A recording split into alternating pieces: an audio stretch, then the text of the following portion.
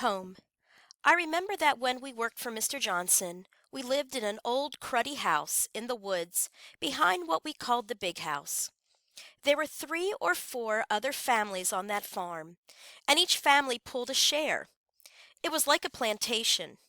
You didn't live beside the road, you lived behind the big house. Most of our houses were back down in the woods. We didn't have running water or electric lights, and we had to see at night by lantern light. We didn't have a bathroom, just an outdoor toilet.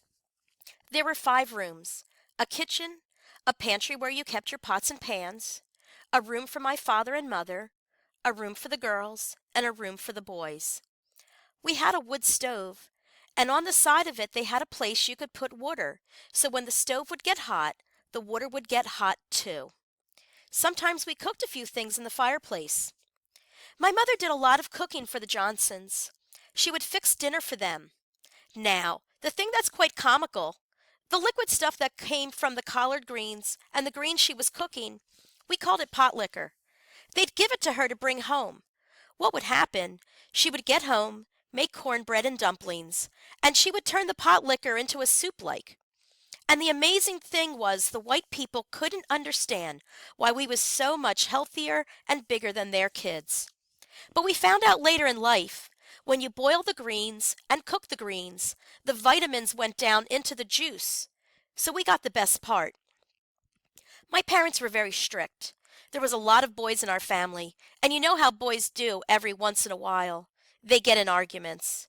But my parents didn't allow no fighting among the children. Another thing they was very strict on. You had to be respectful. It didn't matter who it was or what color they were. It was always yes, ma'am, and yes, sir. My family was very close. My parents was real religious, and I remember before we'd go to bed at night, we'd all get together and get on our knees, and you'd have to say your prayers. And before you ate, you had to say a blessing. There was no way you'd sit down and eat without blessing the food. We were in church every Sunday, and most of the time my parents took dinner and stuff, and we were practically in church all day. My parents would spread the dinner out on the lawn, and everyone would chip in and just sit down and eat and have a good time. And the kids would run and play. And then after we ate, the Reverend would call us back into church, and then he was praying again, and we had to stay there. When I was young, my grandmother, my mother's mother, was like some 80 years of age.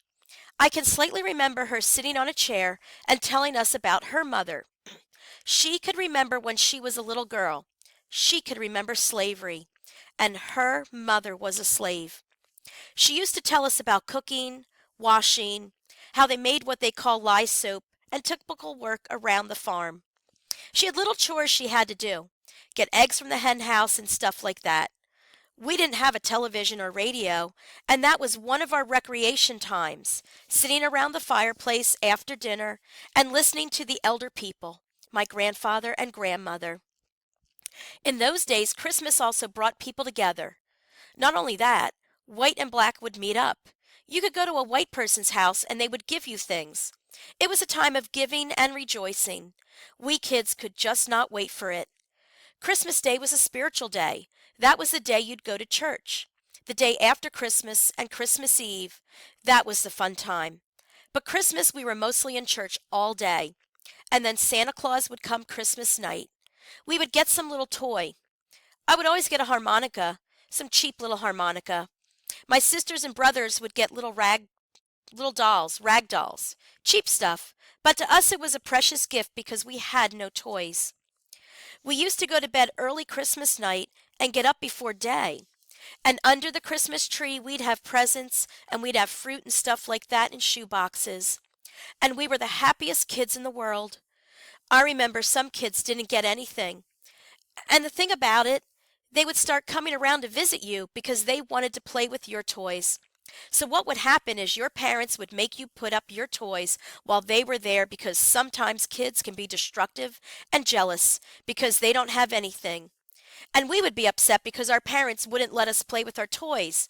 And we would always try to figure out a way to get our company to go away. The 2 things that would bring everybody together, white and colored, was Christmas or a death in the family. If someone would die in the family, people would come to that family's home and sit up all night long. Oh, for about 2 or 3 days or something like that. You'd be surprised. A lot of the white people would come and bring food and even bring clothes in for the family. And it would work the other way around. If some white person would die, we would go and do the same thing. And that was just the way it was. It shows how you can come together.